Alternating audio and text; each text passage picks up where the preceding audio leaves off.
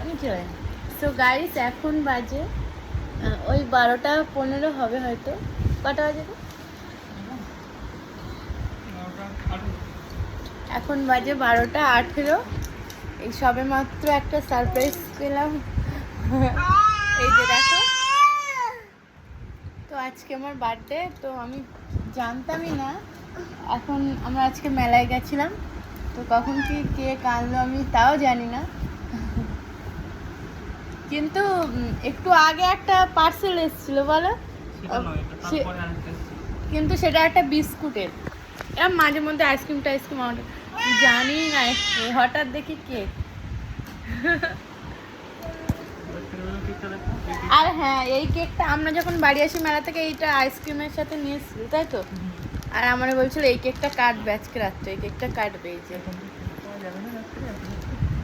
হ্যাঁ হ্যাঁ, বলছে এত রাত্রে কেক পাওয়া যাবে না, একটু আগেই বলছিল।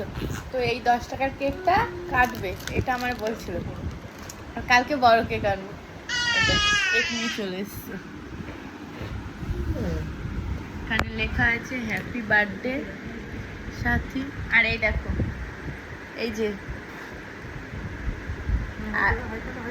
আর এর এখনো চোখে ঘুম নেই।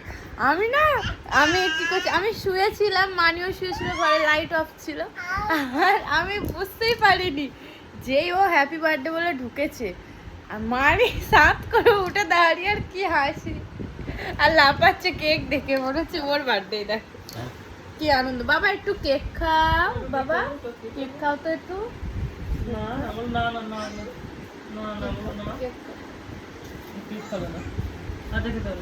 এখন খাও।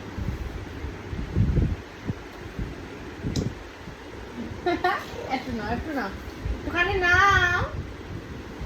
সো গাইস আমি খাই, তো কেকটা কাটলাম, কেকটা এনেছে আমি, তারপরে বাবা মাকে ডাকলাম, কেকটা কাটলাম, তো ভালো লাগলো খুব সারপ্রাইজ। তো ভাবলাম একটু তোমাদের সাথে শেয়ার করি। তো চলো টাটা, সবাই আমাকে আশীর্বাদ করো যারা আমার চেয়ে বয়সে বড়। আজকে আমার বার্থডে। এই দেখো বাবা, বাবা বলো tata tata. Good night. Cake খাবে আর একটুখানি খাও।